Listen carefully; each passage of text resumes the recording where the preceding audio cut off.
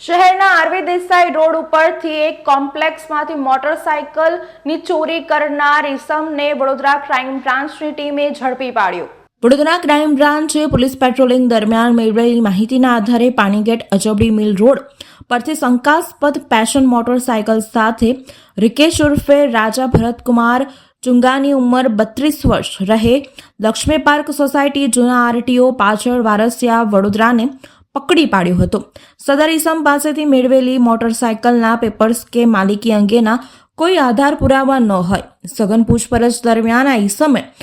પોતે આજથી આશરે 1 વર્ષ પહેલા આરવી દેસાઈ રોડના કોમ્પ્લેક્સમાંથી આ મોટરસાયકલ ચોરી કરી લાવી પોતે ફેરવતો હોવાનું જણાવ્યું હતું, જેથી આ ઇસમ પાસેથી મેળવેલી મોટરસાયકલને તપાસ અર્થે કબજે લઈ આ ઇસમ સામે કાયદેસરની કાર્યવાહી કરી ઇસમને જણાવેલ હકીકતના આધારે તેને કબજે કરેલ મોટરસાયકલ અંગેની ખાતરી તપાસ દરમિયાન આ ઇસમ પાસેથી મેળવેલ મોટરસાયકલ અંગે વાડી પોલીસ સ્ટેશનમાં ચોરીમાં ગયેલ અંગેના ગુનો નોંધી